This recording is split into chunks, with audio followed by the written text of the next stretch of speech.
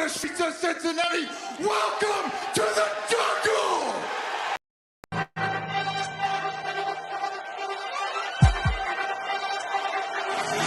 Let's go. Stripes, stripes, stripes, stripes, stripes, stripes, stripes, stripes, stripes, yeah, stripes, stripes, stripes, orange in the day, black in the night. Stripes in our veins, sparks gonna fly. The beast is awake, orange, black and white. Cause when the jungle come alive, who day we ignite in our Cincinnati, we gon' rise in our in the jungle, we unite in our dripping orange and black and white. Who day when we fight, live and die in these stripes. Wake up the beast, every end day is a feast. Time to bust it off the leash. In the jungle, dripping heat. Tigers strike the city streets. East side, stand up. West side, stand up. If you reppin', who day? Time to put your hands up. Bengal stripes, we in it. New day, new age, yeah, we get it. Cincinnati, jungle fitted. Who day in our house, we win it. Orange and black and white, we build it. Earn our stripes, you know we kill it. Bleed our colors, jungle dripping. Nasty, natty, yeah, we live it. Lit the crowd, get the city loud. Yeah, we feasting now. Fit the bounce, make the city howl. Now we beastin' now. Thunder through the tunnel, from the sideline to the huddle. Stripes we tatted on the jungle when we flex that who they muscle on them. Stripes, Cincinnati, we gon' rise in in the jungle, we unite in dripping orange and black and white. All day when we fight, live and die in these stripes. Stripes. Now who gotta move like it on? Stripes. Now who wanna move crossing on? Stripes. Now who wanna move on? If you got stripes and you let the city know you rock 'em, yeah we got 'em, yeah we fought 'em. Like that black and orange upon 'em, Bengal bottle, never stop it till the beast of feast and know who they rockin' with the diamond stripes, flossing on the ring. Cincinnati, she's our queen, we gon' show the world who king. Orange in the day, black in the night. Stripes in our veins, sparks gonna fly. The beast is awake, orange, black and white. Cause when the jungle come alive, who day we ignite in Cincinnati, we gon' rise in the jungle, we unite in dripping orange and black and white. Who day when we fight, live and die in these stripes. Now who gotta move like it on? Now who wanna move crossing on? Now who wanna move on? Who day when we fight, live and die in these stripes. Hey guys, what's going on? Welcome to the show. This is Sports with Strawberry Ice. I'm your host, the Iceman, Jeff Trunapole.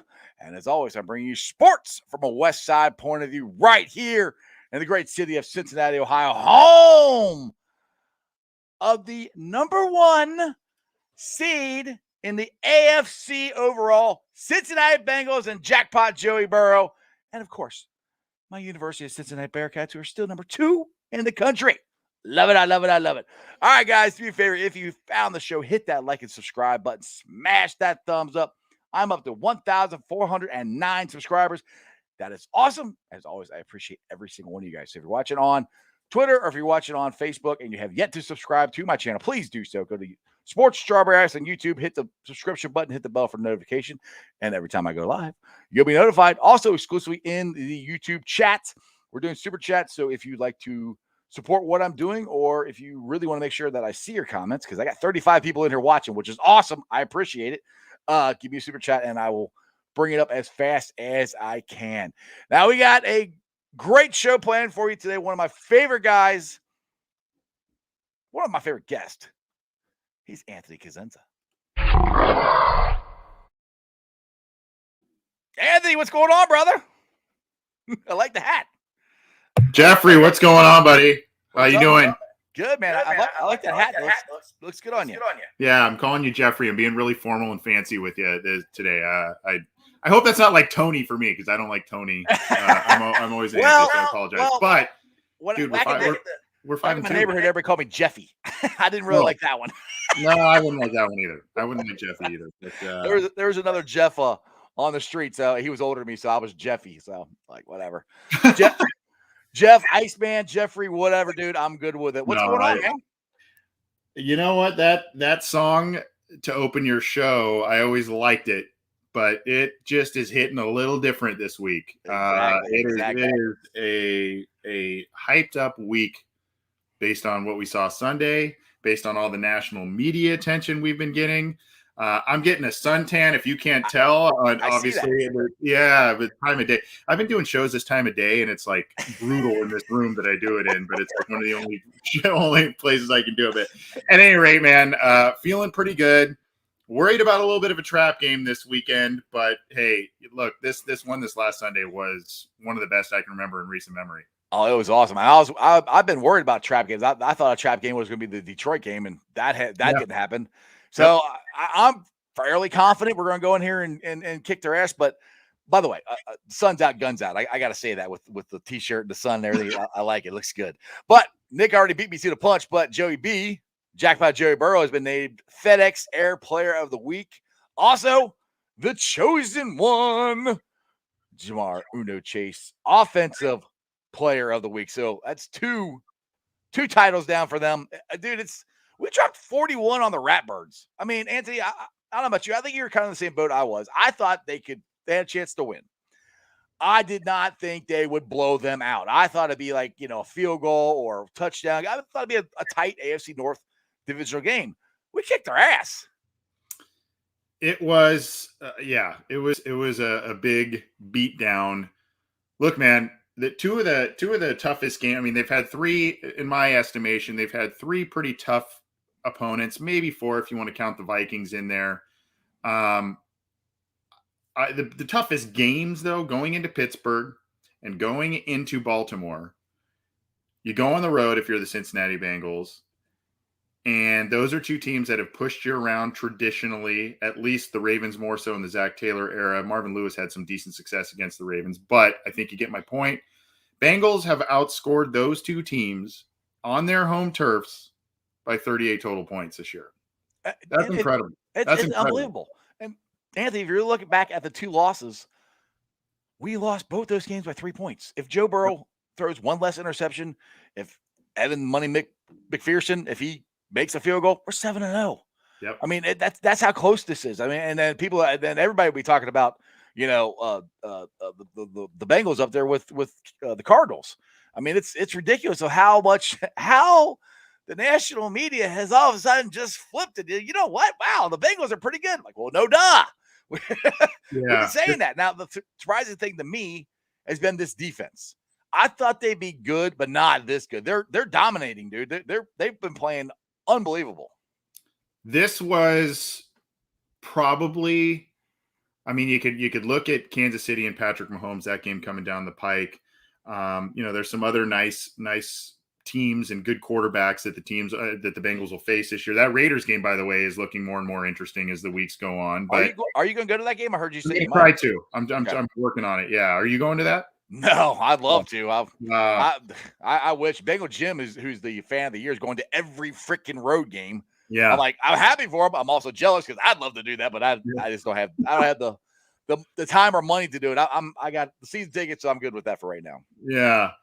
But anyway, I mean, this was the game this week that was, I think, arguably the biggest test for the defense that would really show us where this group has grown, what Lou Anarumo has done, just how good they are, because I've said this a bunch of times. I think I've said it on your show too, but I think that the offseason acquisitions of the past 2 years, particularly on the defensive side of the ball, whether it's the draft or free agency, most of those moves were predicated on beating the Baltimore Ravens and the type of offense that they like to play, running the ball, whether it's with their quarterback or running backs, using tight ends, and Lamar improving as a passer this year. Those were the moves when the Bengals bulked up on the defensive line, when they invested heavily in the draft at linebacker the year prior. I really thought that pointed to, we need to start beating the Baltimore Ravens or at least be competitive in these games. And the defense is letting us down largely in those games. And lo and behold, Lamar had some stats, but I mean, it got to a point where they had two fourth down stops in the second half. And, they only forced, they weren't forcing a ton of turnovers or anything like that, but they just did things well, sacked the quarterback a lot, contained him, and limited the big plays. So, credit to the defense, big credit to Lou Anarumo and the things that he is doing. The more and more you look at the film, the more you see just the weird concepts and diverse concepts he is drawing up on defense, which is really, really cool to see. And one thing, Jeff, I wanted to ask you about this. What's up? It seems as if the defense, to me, is playing a bit more instinctual and things are coming naturally to me or to them in terms of what's being asked of them. I don't know if you see that too. It just seems everything's more natural, and thus the results are there. Whereas before it just kept kind of seeming like a learning curve and all kinds of different things that were occurring. So I don't know if that makes sense to you, but no, that totally makes sense. They're getting used to what they have to do. They don't have to think so much about where they're supposed to be.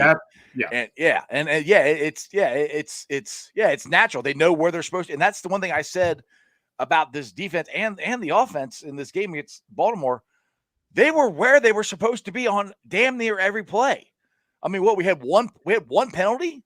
I mean, that's awesome. And the defense, what they did a great job of is containing Lamar. They didn't go past him. Like, even when they did go past him, the one time they did go past him, Sam Hubbard came back and sacked him because Lamar Jackson, I think he was so discombobulated, he actually had a lane to run through, and Sam Hubbard came back and sacked him, and Lamar didn't move.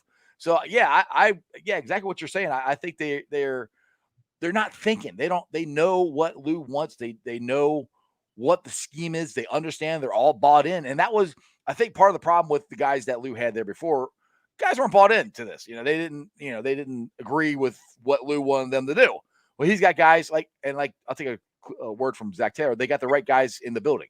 I think they had the right guys in the building now, offensively and defensively. Get here to Dustin Cross, $5 super chat here. Appreciate you, man. Totally shocked about the start. However, we have caught these teams pretty banged up. The rematches will be interesting. Enjoy this nonetheless. Yeah, I agree. They are banged up, and I'm trying to tell Bengals fans this too. Enjoy this, because we have not had this in at least 5 years. So you definitely need to enjoy this. But I still think even if as banged up as some of these teams are, the way the Bengals are playing, I still think we can beat them. I get that argument by Dustin. Right. I do understand that. However, I think there would be a little more validity to it if we're talking about 3-point wins against the Steelers, maybe a 2-point win against the Ravens, and it was just like a white knuckler the entire time. And I mean, we're talking about a game in Baltimore wherein the Bengals backups were playing and Lamar Jackson was on the bench, and not because the Baltimore Ravens were blowing out the Bengals. It was the opposite. Yes. And when you're talking about the Steelers game, that's a 2-touchdown game where it was a lot of garbage time stats and a lot of catch up by the Steelers throughout that entire game. So yes, I understand. And I there is a little bit of a concern in terms of those teams being healthier later in the year, but these were road wins and these were wins by decisive amounts of points. So if you want to say maybe these aren't the same Steelers team or Ravens teams that you're going to see later in the year, okay, but the Bengals handled business and did so very emphatically based on the score disparity. Exactly. Now, I wish I was going with this guy, Jago. He said, my cousin and I are driving to MetLife to see the game versus the Jets today. Yeah, hey, come pick me up. I want to go. I wish I was. I want to get to this. I'm trying to get back to the top of the chat here because there's a couple comments here I did not get to. Let's see, where is that one? Oh, here it is. Richard. And I've read this a couple times. I'm trying to, maybe you can help me out with this one, Anthony. Trying to figure out what he's actually trying to say. He says, hey, Jeff, your boy should get more of Chase getting the ball in the end zone. Richard, are you saying that Chase needs more touchdowns, or I'm not really sure. You've got me intrigued. That's why I brought it up, because I want you to type it a little better or something so I can understand, unless you can decipher it for me, Anthony. I can't really decipher that, because I don't even know what more you could ask for from Jamar Chase and really Joe Burrow at this point in time. I mean, it's aside from the one poor game by Burrow in the Bears game, and a lot of that also came with a poor offensive line showing in that game. This is a lot of what you wanted from Burrow to Chase, and you know I don't know. I can't really figure out what they're asking there, but I don't really know what else to say about it. I will say this. I want to go back a second to what you were talking about in terms of the right guys in the building and the confidence and all that kind of thing. The confidence in this team that I'm seeing is not only in individual confidence in their own abilities, but they are confident that the guys that they are playing with are going to be doing their respective responsibilities and in the right places and the right positions. And additionally, Burrow, the guy who might be the most confident person I've ever seen, these interceptions get a little frustrating, but I truly believe it is because he thinks he can make absolutely every throw, and he makes the majority of them. And he thinks Jamar can beat everybody too, no matter where the ball is. Yeah, exactly where I was going. He thinks these guys are going to win those battles. So when you see a frustrating throw like you did last week in the red zone with a lead, and he kind of floats one up to Chase, it's because not only does he believe that he can make that throw, but he also believes Chase is coming down with that ball. It's the same thing in that Green Bay game to open up that second half there where they were moving the ball and he threw the interception. He thought he could make that play. And you don't want to really take that away. I mean, you want to correct that. You don't want turnovers, but you don't really want to take that mindset away from your quarterback. You know, you want him always kind of making plays. It was kind of the Brett Favre mindset. Remember, Brett Favre thought he and I mean, Favre had a cannon, but I mean, it was basically, I'm making every single throw on this field, and you're not telling me otherwise. Right. I mean, well, case in point, just look at the Chicago Bears game. The man, Jackpot Joe, he threw 3 interceptions in a row. Then he comes back and throws 2 touchdowns, like right after that. I mean, that's not normal. I mean, most guys would be gun shy or something. He's like, nah, screw that. We're going for it. Yeah. And then he brings him back. So I'm like, yes, he is one of the most confident guys I've ever seen. And I've said this multiple times on my show. I don't think he's cocky about it. There's a difference between, like, Baker Mayfield always comes off cocky to me, you know, but to me, it's like Baker Mayfield is trying to impress you. He's trying to prove to you that he's good. He's trying to prove to you this. Joe doesn't care. He knows he is. He doesn't care what you think. That's kind of the way I think about it. Yeah. And it's almost, you know, I don't, because I see shades of cockiness from Aaron Rodgers as well, but it's a very similar type of, I've got this, and almost as weird as it sounds, it's almost an air of, this is easy for me, right? It's almost like this game's like easy, right? You know, and the one thing, there was one moment, I put it on my Twitter account. There was a moment in this game, back-to-back plays. Joe Burrow took a late hit shot by Pernell McPhee in the back. I think McPhee went 3 full steps and got Joe in the back, was rightfully called for a roughing the passer penalty. You want to know what happened the very next play? The 50-plus yard touchdown to CJ Uzomah, the very next play. Right. Exactly. So that to me, that's execution, and that's guys being in the right place and making a play, but that is a different kind of mindset from the quarterback that comes from taking a shot, getting a penalty, getting right back up, and the very next play, hey, by the way, we're going in the end zone. Exactly. Come with us. Yeah. One thing, I will get back to the point you said too about how the players, I can't remember how you said, but have each other back or know they're going to be in the right situation.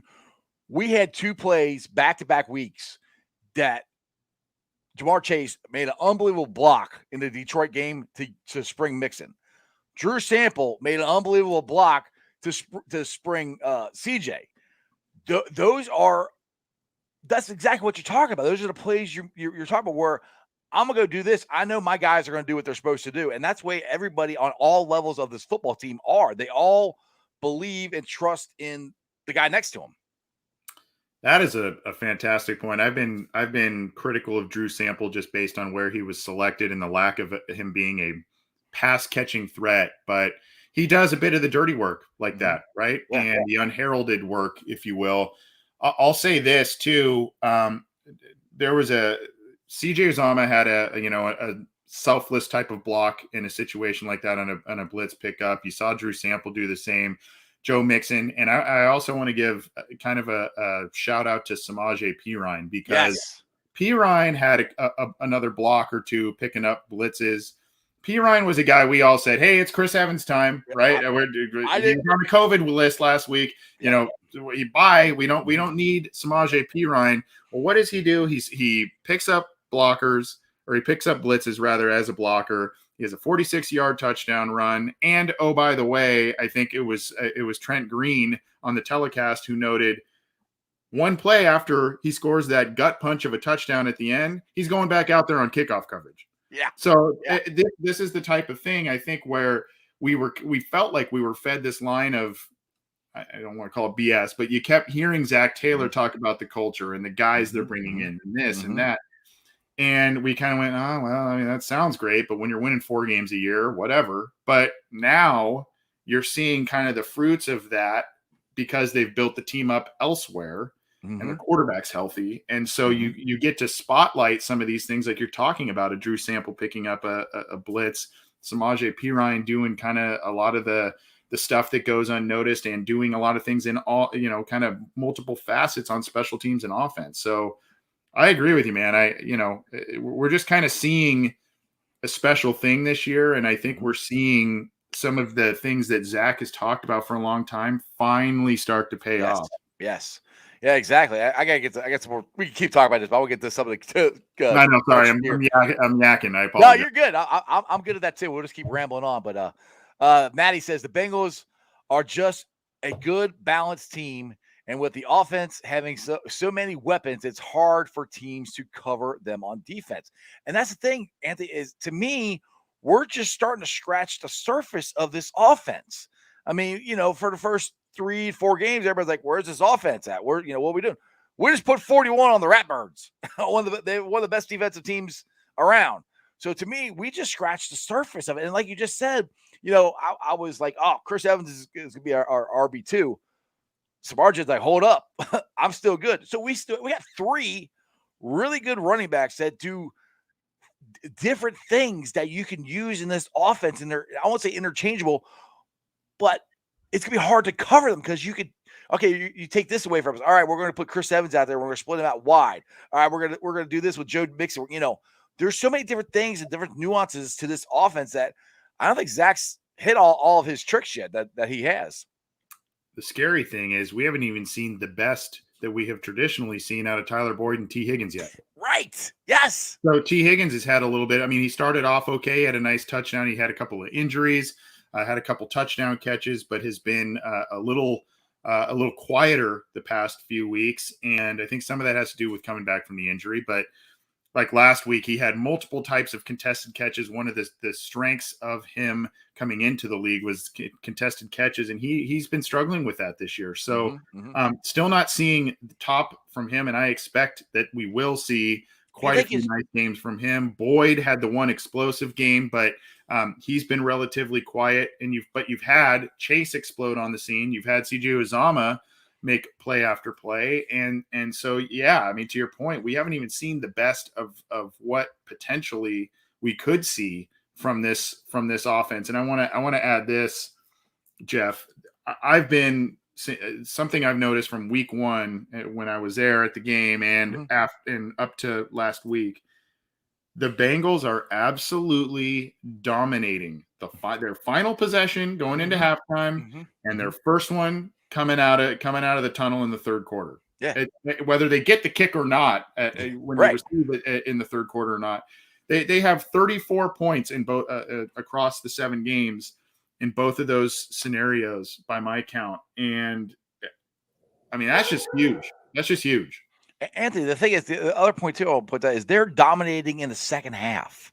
Yeah, and I put that all on Zach, and I keep bringing this up, and I'm not trying to bang on Marvin Lewis, but Marvin Lewis would drive me nuts because they would never make the right second half adjustments, or if any at all. Zach makes them all the time, and we come out firing, and it's awesome. And they have dominated the second half on most of these games. I mean, how good, and we're all worried about the offensive line. How good was the offensive line in the second half? I mean, yes, they did sack Burrow in the second half, but they didn't touch him. They hit him more in the first half than they did the second half. They barely touched him in the second half. Your best offensive lineman had the worst game in Jonah Williams, and they still were able to run the ball in the second half. Jonah Williams, having a rough day, ended up cleaning things up in the second half quite a bit. His rough spots were in the first half against Justin Houston, and if you notice, Justin Houston was a non-factor really in the final two quarters. So there were some pressures. It continues to be imperfect on the offensive line, but they show improvement. They show marginal improvement. And, the other thing, and I think this goes with being able to score via the air, but they were not able to run the football in the first two quarters. And then all of a sudden, when they kept going toe to toe and started to pull away, guess what gets opened up? The lane for Joe Mixon, the lanes for Samaje Perine to make those two big runs and score touchdowns and a couple of other nice first down runs by Mixon. So, things are working well. Again, I don't think this is a world-beating offensive line unit. I don't think that the talent level will be there at that point. There may be even a sense of a little bit of overachievement at this Hey, point. I'll take that. Based on what we've seen. But again, when you have, by Pro Football Focus grades, you had arguably the worst pass blocking day by Jonah Williams, at least in recent memory that I can think of. Right. And really that was kind of more from two quarters and not the final two. Right. So, they're picking things up. And one thing, going back to what you said about the Bengals under Marvin, the other thing that would drive you nuts, aside from not coming out well to start a second half, is how they would usually end second quarters. They would allow a score. They would get the ball back with maybe under a minute or something like that, and they would curl into their shell and go into halftime. And so there is, and I love Marvin. I do too. But that when you start seeing that halftime third quarter performance this year, as opposed to what it has traditionally been, that's a big difference. Oh, I love it. I get so fired up because, we're going in most games. We're going in, we're scoring at halftime, and then we're scoring out of half. That's a game changer right there. If you put two scores on them, you got to have the coin flip, which we didn't get it this week, which was the first time. But you stopped them, and then you went and scored again. That's a game changer. That's two scores on them without them really even get a chance to do anything.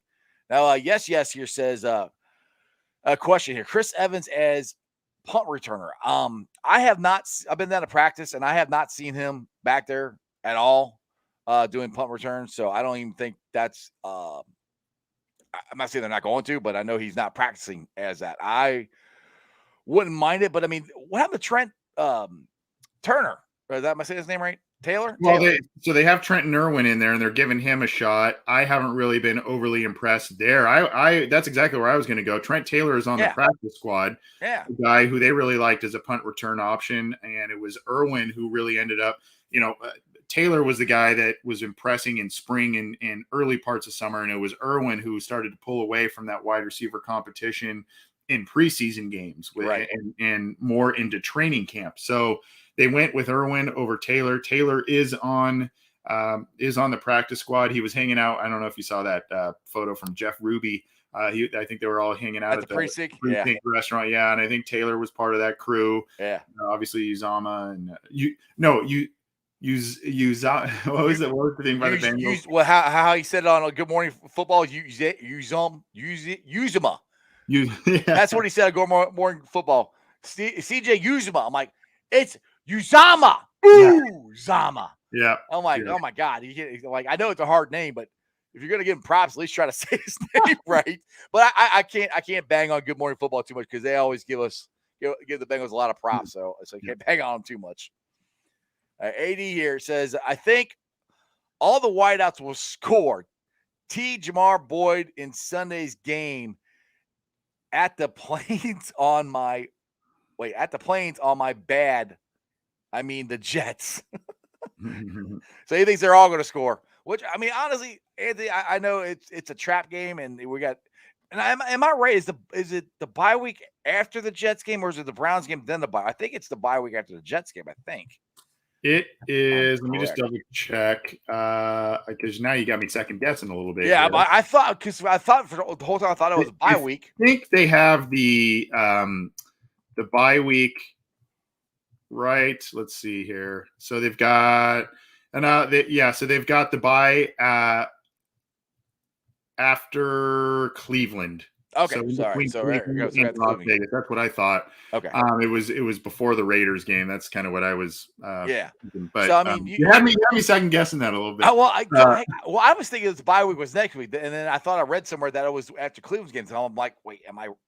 Which I'm wrong. I'm wrong a lot. That's okay. It happens. Hey, but there's a chance. I'm the captain of that ship there. Yeah. So it would be the week of November 14th is their bye week. Well, there's a chance, and I think a pretty darn good chance. They could be 7-2 going into the bye. Mm-hmm. I mean, they were going on this 3-game road trips, and a lot of us are like, let's hope they at least win, 2 out. They got to at least win 2 out of 3. They might not win in Baltimore, but they got to win in New York, and they got to win in Detroit. They got a chance to win all 3 of them, and I think they got a chance of beating the Browns. I cussed my own show. The Clowns, I think, they're ripe for the taking, but I will give respect to the Clowns. Their defense does scare me. Their offensive line is really good. I mean, they ran all over on Denver.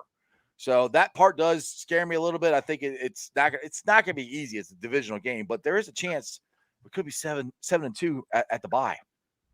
There is a chance for that. The Browns are really banged up. They're still kind of putting it together with duct tape and bubble gum and all kinds of different stuff. They scraped together a win against Denver on Thursday night, and Baker's hurt and OBJ's hurt. And, they've got some, Nick Chubb has been hurt. Kareem Hunt is hurt.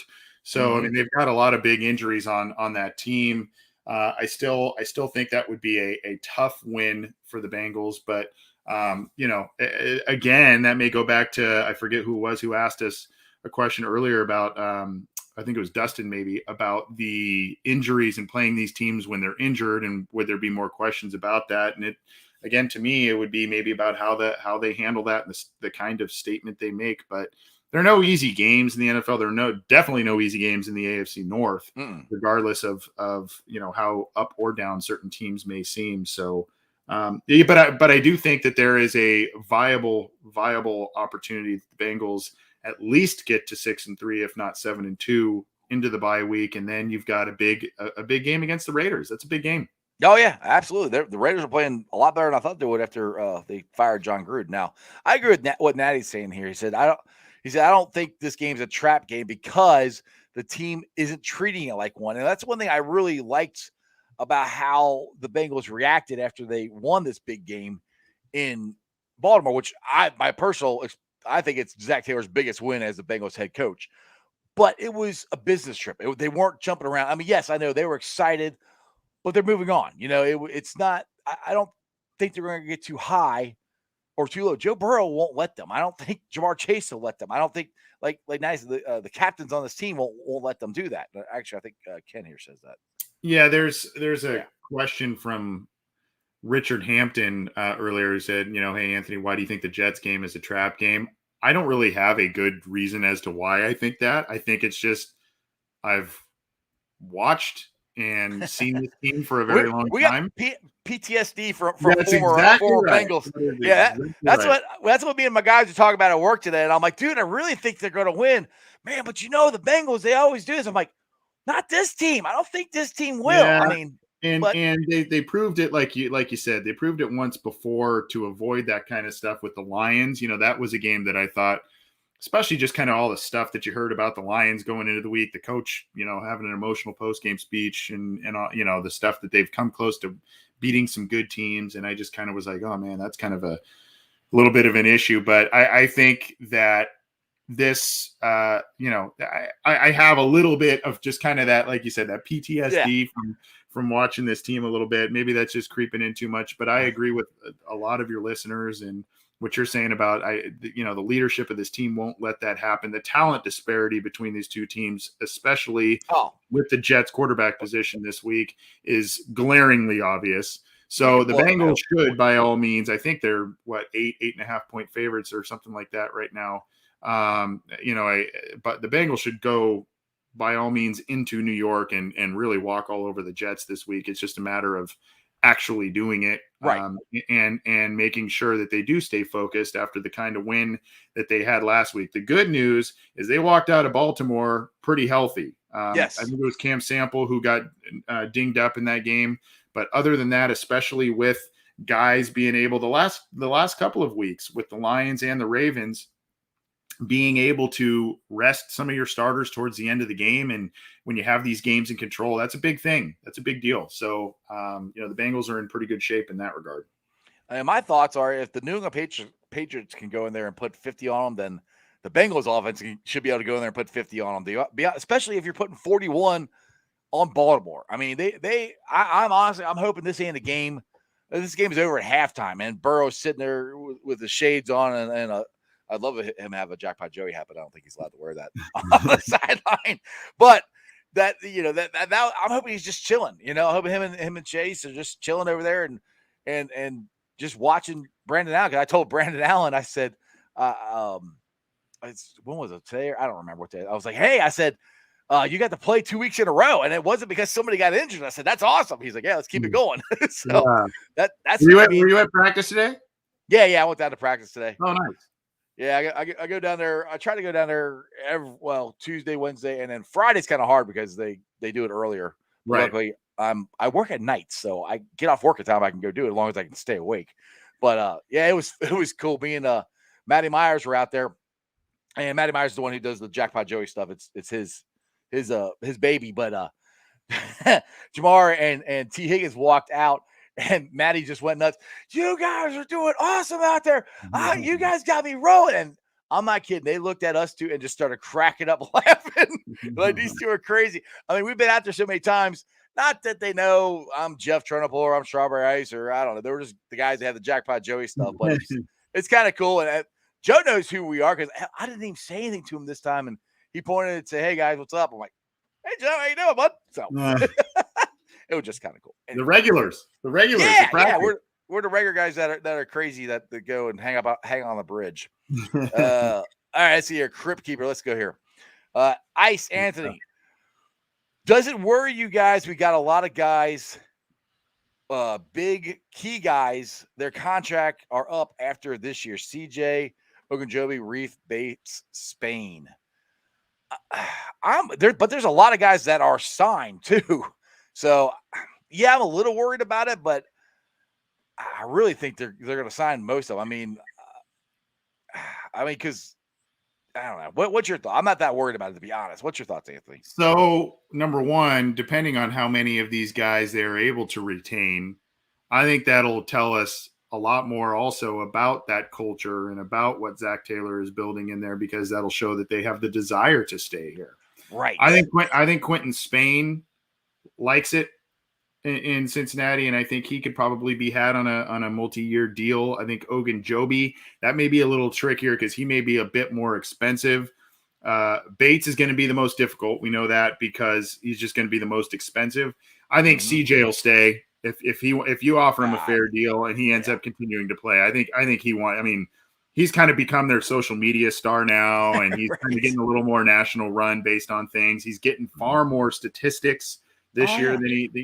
So I think you have a really good shot at Spain, at CJ. I think you've got a decent shot at Ogunjobi, depending on how much he wants to be paid. And I hope they hang on to that guy. My God. Reef, it's important to note, he has an additional option, a second-year option on his contract. So the Bengals could exercise that. He's technically, you could do something with that in 22. Or they can make him an unrestricted free agent if they wanted to do that, I think, is how that thing is structured. So that's something that you need to note. And I think the Reef thing is going to be how confident they are in Deontay Smith, Hakeem Adeniji. Right. Any one of those guys to potentially take over, or if they want to invest in another tackle in the draft and go that route. You may want you also got BJ Hill too. I think they liked him as far as maybe. Yeah, he's in a contract year. Yeah. Or not BJ. It'd be nice to keep the bulk of these guys together, obviously, to keep the chemistry going that they currently have. So, but there's a lot of guys that were I think winning will help, and them wanting to play with Joe Burrow, knowing they have a chance to win a Super Bowl, and that I think that's going to help with Riley Reef and guys like that. Now Jesse Bates. Again, I was outside of practice. This was last week. And Troy Blackburn was walking by. And again, Troy Blackburn has no clue who I am. I said, hey, Troy, how you doing? And I said, hey, real quick, I said, sign Jesse Bates. He stopped dead in his tracks and walked over to me and Matty Myers. And he said, hey, I just want to let you guys know. He goes, we want to sign him. Now, this could be tongue-in-cheek. This could be just saying because, I'm a fan or whatever. But he said that that Jesse Bates' representatives wanted to wait till the offseason or next year because the expanded salary cap. So take that for what it's worth. That's what he told me. And interesting. That's some good info there.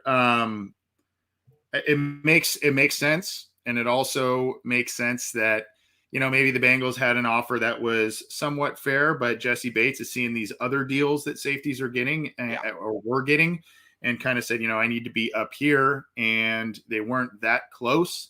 And so maybe they were going to let this season ride. Jesse Bates is playing well. He's not having necessarily the huge impact plays that we saw last year, but he and that defense is playing well, and I hope they keep him. It sounds like Jesse Bates does want to stay as well. I think he does. From the things that he's been saying, but it's also kind of show me the money time a little bit as well. So I would have liked, and I know we all would have liked to see the Bengals get that contract done. Usually when they do those types of things for core players in the summertime, but we'll see what happens there. And then of course we could be looking at a franchise tag situation as well. Right. But that's one thing I will never fault a football player for trying to get as much money as he can because their careers are so short, and you get injured, it's over. They can cut you no matter what, and I wonder what the percentage is actually of NFL contracts of them actually getting fulfilled. How many guys, if you sign a 5-year contract, you only get 3 years of it, and then they cut you, or what is that? Because most guys, I don't think fulfill them. But I will never get mad at any football player for trying to get their money. They gotta get their money. This is a kind of a cool thing here from Naden. He said the last time the Bengals were in first place in the AFC was in 1988, and we made it all the way to the Super Bowl. The number one overall seed. Yeah, I think that was the last time because I don't think any of Andy's teams ever had the number one overall seed, best record. I know Carson. What? Actually, did we have that? Did we have that in 05? Do you remember? The Bengals were not the first seed in the AFC. If you remember, they were I think 1 or 2. And then what happened was they rested their guys at the end of the year, and they lost. I think it was to the Bills, or they lost a game or two at the end, which cost them a seed or two. And then that's how they drew the Steelers based on that. So, and we all know how that went. So note to Zach Taylor. Let's stay at the number one seed overall, and let's roll on here. Let's see here. LeVar has a question here. Did Geno Atkins ever get signed somewhere? If not, signed for playoff depth? I haven't heard anything. Have you about him getting signed anywhere? I know he had some visits and whatnot and some workouts with teams this summer. I don't remember seeing him signing anywhere at this point. I think he's still a free agent out there right now. I don't know that it's not that I wouldn't want Geno Atkins back. I would definitely love to have Geno Atkins back if it makes sense. But I think it's more, the Bengals have a pretty good thing going right now. How healthy is Geno Atkins at this point? So, I don't. And maybe if knock on wood, I don't want there to be an injury, but if there is one, maybe that would make sense. But for now, I don't. Well, that's the thing I'm with. A lot of people keep asking me, well, should we trade for this guy? Should we add this guy? Should we add? I'm like, if if there's guys that are out there, the Bengals probably aren't going to give up enough draft capital or whatever to get them. And the guys they can get, are they better than what you have? So that's where, and the way the chemistry is with this team, like you said, less injuries than you're going to have to. I don't really want to mess with anything right now, the way they're playing, to be honest. Yeah, there are some possibilities you could look at, but I don't think that there's a trade that the Bengals would make and or players who may be available that would move the needle all that much. So I don't really see a big move coming there. Plus, I think one of the areas you would want to have them shore things up, They did so potentially with Trey Flowers, the cornerback. Not that he's, gonna fix all the problems, but at least he's some added depth and a guy who started some games this year. Right. So I think, that's in a way one of the trades, quote unquote. Yeah. That's more the thing. We got to get depth pieces. We're not going to get anybody to come in here, I think, and start. Because I had people ask me, you think Trey Flowers is going to start? I said no. I said no. Eli Apple is going to start. And actually, Eli Apple, people got to give Eli Apple credit. Last 3 games, he's played pretty good. You haven't heard his name.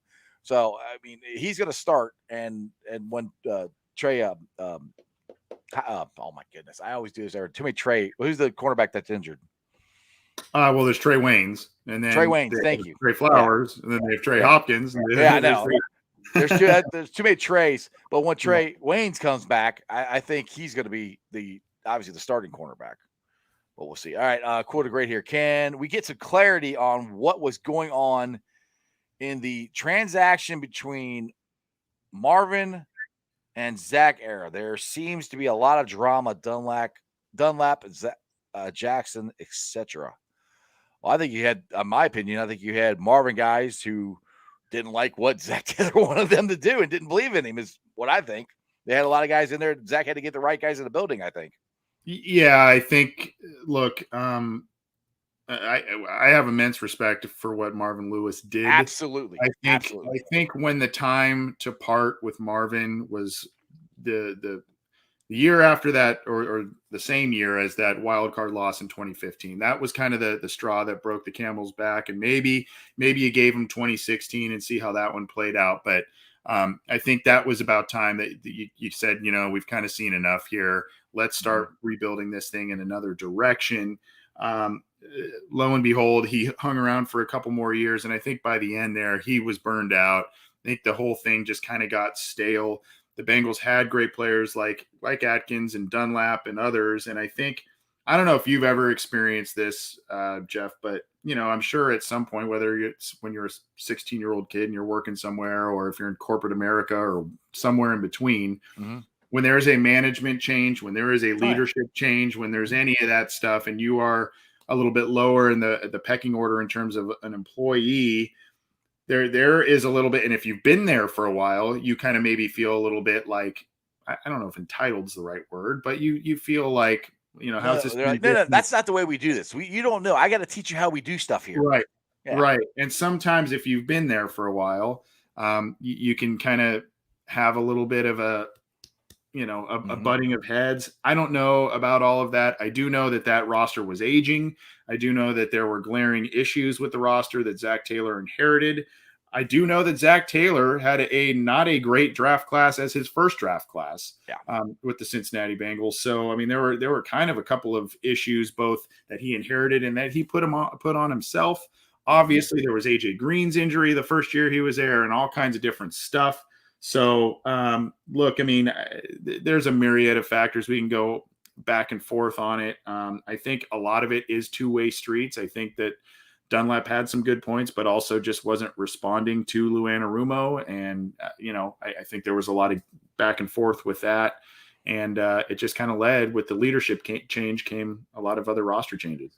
Well, and the good thing with that too is I'll say is they got him out of the building. And how many times have, we've seen disgruntled Bengal players and they don't get rid of them. They keep them, they let them hang around. They got rid of them as fast as they could because they needed to get that, I'm not going to say cancer, but that negativity out of the locker room. And it wasn't until after that, that's when the Bengals beat the Squealers on Monday Night Football.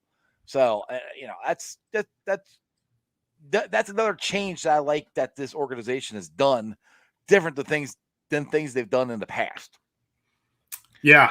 Also, I just kind of thought of something both in terms of locker room culture that we're talking about the Zach's building and the Geno Atkins question that we received. I think Mike Daniels is still on the team's practice squad. He is.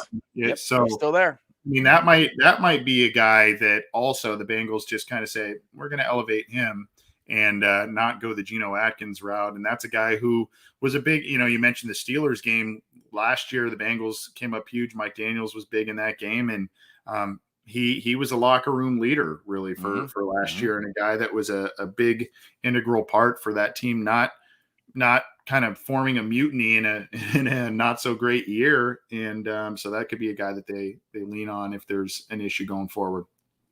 Now if this happens, I am definitely not gonna be able to watch the Super Bowl with my wife at all. But Joe Burrow versus Tom Brady in the Super Bowl, that would be a great match. It would be a great match. But I flat told her, I said, because you I think you know, Anthony, she's from Florida, so she's a Buccaneer fan. I told her, I said, if that happens, she said, because she told me, like, wouldn't that be fun? I go, no, that wouldn't be fun at all. I would hate it. Yeah. I said, because one, if your team wins, I'm going to be pissed, and I ain't going to be fun to be around. And if my team wins, trust me, I'm not a fun winner. If you're not rooting for my team, no. So I'm like her and her family, if like you go down to Florida, go watch it with them. I'll go to California. I'll go hang out with Anthony, and we'll go watch the Bengals. Yeah, there you go. In the Super Bowl. So yeah, I don't think that would be a good. I mean, great matchup, but it would be good for me. It would be a fun matchup. I've been more and more intrigued with the Bengals playing the Cardinals, and I guess that's easy to say with the Cardinals being undefeated, but just Kyler versus Burrow, you got AJ Green, you've got wide receivers galore on both teams. The defenses could make plays. I don't know, that to me, just although the markets aren't the biggest in terms of what the draws are in the NFL, you would have two of the best young quarterbacks in the league and two just really kind of seemingly well-constructed teams at this moment in time. So that would be a really interesting matchup for me. Exactly. Now, there's another comment. Oh yeah, Bengals and Rams. Yes, said that one. That would be a good one as well. that one would be very interesting because you'd have the teacher versus the student with Zach Taylor. Now, actually, now that I brought that, this is one I've been thinking of. I wanted to bring up here.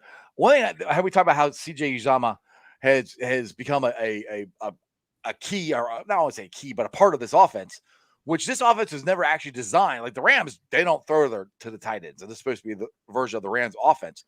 To me, that is Zach Taylor listening to his players, seeing what he has, and be able to change things, with his personnel. I think I'm very impressed with that, with the way, because people are like, we need a tight end. We don't have a tight end. I'm like, CJ Uzomah is pretty good. I liked him, but it's not only that they're actually making plays for him now, or putting plays in for him, I should say. And I think that's cool, the way Zach is morphing the offense to fit his personnel. Yeah, there were a couple players that made decent stats for the Rams that were tight ends. Gerald Everett was one, and there were a couple of years in there. I think it also is dependent upon the quarterback too, right? The system is one thing. Taylor has a lot of things from the Rams system. I think he has tweaked it to make it his own as well. But you could also look at the fact, especially now, Stafford and Burrow. Burrow likes to use the middle of the field, and there's a lot of intermediate passing, and there's a lot of sometimes shorter passing. He has added the deep ball, definitely, and that has come via Uzomah and Chase. But, I think we knew that the intermediate passing game was going to be one of Burrow's biggest strengths in the NFL. And I think that's kind of where you go, well, maybe we should think about using the tight end a little bit more, move those chains. And that's why Tyler Boyd was a big focal point last year. And again, like you said, I think it's also kind of playing to something that's a strength in your roster. And if there is a bracketing of Chase at certain points, then you can utilize. I mean, there were points, because if you look back at the Baltimore game, there were points where, Uzomah was on the second touchdown left largely alone, because they had four guys coming up on I think it was Chase on a wide receiver, and Uzomah was just by himself on that second touchdown. So that's the kind, and then that's gonna have more and more. That's gonna have more and more. I think the more we get down the line here, because people are gonna have to try to stop a Chase somehow. But I don't know if they can. Let's see here. A quill. There we go. Do you think overall facilities in the stadiums need and revamping soon? The stadium is fine. I mean, they need eventually an indoor practice facility, which I know what's his face says all the time on his show. Pat McAfee. Yeah, he's always talking about that. And but the thing is, if they really need one, they can go to UC. But yeah, I would I would like him to get that. But all right, Big Howard 68 says, Iceman Anthony Houday. It's nice to see Bengals so healthy at this point in the season. The organization and the fans deserve lots of success. He's got the Bengals 43, the Jets 10. There you go. And let's see, a Wolf 77. That's true, but if you check your, okay, he's talking to somebody else. Never mind. They're having their own conversation in there. They're having their own conversation. Yeah. I'll get a couple more, and then I'll let you get on out of here, Anthony.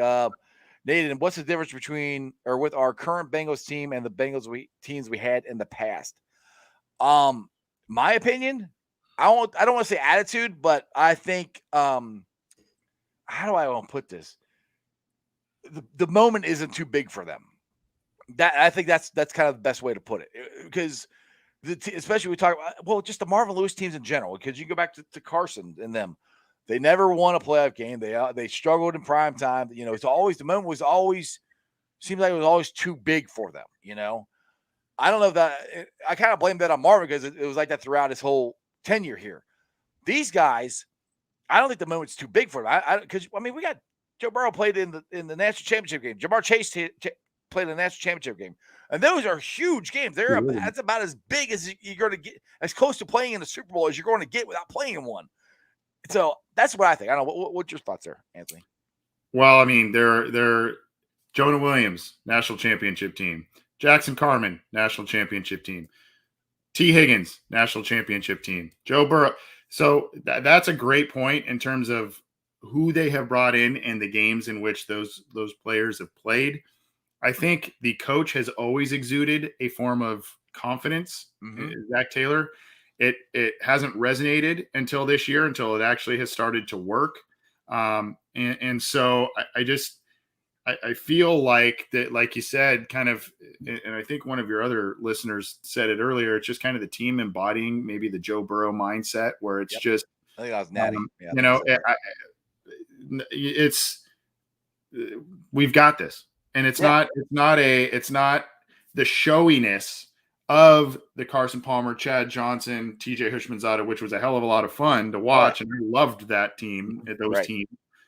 But it wasn't the brashness of the Adam Joneses and others on some of these other teams. It's just guys who are just kind of, they're exuberant and they're playing for each other. But go back and watch some of these clips. And I know we're running up on time there, so I don't want to talk too much, but go back and watch some of the clips. That touchdown by Jamar Chase, the 82-yarder. Watch the sideline. Yeah. Go watch the sideline and watch the players on the sideline and what they do. And it's maybe a little thing, but it's something that sticks out to me. And it's confidence, it's having fun, and it trickles down from the coach to the quarterback to the rest of the team. And I think CJ Uzama said it this week as well, where he said, I just feel like with Joe Burrow at quarterback, we are never out of the game. Right. Exactly. All right, one more comment here, and I'll let you get out of here. And this I find this kind of interesting. William says here, I think Chase is better than Chad and AJ. Well, over the first 7 games, he's better than anybody. He's got more yardage than anybody. So he's off to a really good start. I don't know. I kind of compare that to where people have said that this is the best Bengals team ever. Okay, it's not the best Bengals teams ever. We pump the brakes there. We went to 2 Super Bowls. Those are the 2 best teams ever. The only way this team's going to be the best team ever if you win a Super Bowl. So everybody's got to calm down on that. Yes, I'm a huge Chase fan. He's the chosen one. He's Uno. Chad and AJ. AJ could be a Hall of Famer. Chad's the borderline Hall of Famer. So we'll have to wait and see on that. Yeah. But Anthony, tell everybody what you got coming up. I know you got the Orange and Black podcast, and you and John always have a great time on there, and Cincy Jungle and all that cool stuff. Yeah, we've got the Orange and Black Insider. It's coming up at usually a little later, but we're coming up in just about a half an hour from now. So we'll be going live then, and then of course it'll be available on all kinds of different platforms and YouTube and all that kind of stuff. So Orange and Black Insider, which is one of the podcasts on cincyjungle.com. So check it out. And of course I do a little bit of writing, as does my co-host John Sheeran, on Cincy Jungle with some news, some opinions, analysis, all that kind of stuff. So all that stuff is on Cincy Jungle. And then you can go find the Orange and Black Insider YouTube channel and the Cincy Jungle podcast channel. Exactly. And I'm subscribed to both of them. So make sure you go listen to them. And I enjoy having you guys on the show. I'm glad you guys both, you and John, both have come on my show multiple times. It's always fun having you guys on here. And now both of you have awesome looking hats. So I'm very happy to see that. It'll be on the next episode, on our next episode. I'm just glad it got straightened out for you, because shipping from Cincinnati to California is a pretty good long way. So you said it was crunched. I'm like, oh no. Yeah, no, I just needed to put up the bridge of the cap a little bit. It was good. It was good. Yeah, so you got the flat bill. We know you like the flat bill, so yes. I hooked you up. All right, Anthony, take it easy, brother. Hooday. Thanks, buddy. All right, guys. As always, I hope you enjoyed that as much as I did. Anthony's one of my favorite guys to have on the show. He is a blast to hang out with, because I actually did get to hang out with him when he was at the Bengals game. The Jaguars game, or no, it was a Minnesota. I don't remember. One of the games. There's been so many games I can't remember. But let me get to the Facebook groups that let me live stream, and I appreciate every single one of them.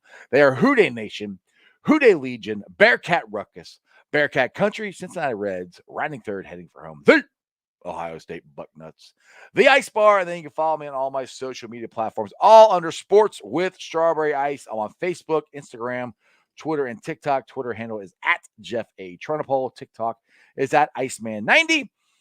I'll be pulling the sound off later on tonight, and putting it up on the podcast. I know Monday's show, somebody tweeted me out, a couple guys tweeted me out, said the Monday show wasn't on the podcast. I don't know what happened. It would not let me download the sound. I don't know why. It let me do it yesterday. So yesterday's show is up on the podcast. Today's show should be up on the podcast.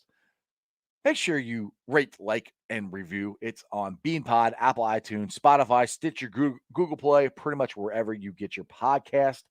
YouTubers, I'm at 1,409 subscribers. That is awesome. As always, I appreciate every single one of you guys. Please help me out. I got a goal for myself, and the only way I can achieve it is with your help. And my goal is to reach 2,000 subscribers by the time the Bengals are in the Super Bowl. I'm just talking into existence, and they win the Super Bowl. So please help me out. Tell your friends, tell your neighbors about Sports with Strawberry Ice. Give them a subscribe and like and share. I would greatly appreciate it.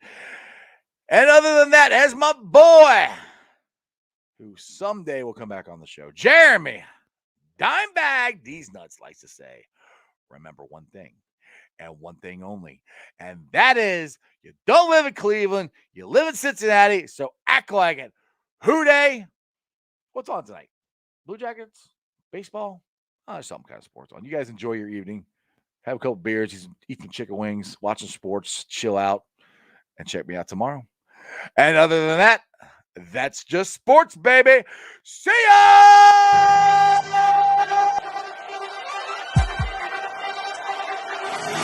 Let's go.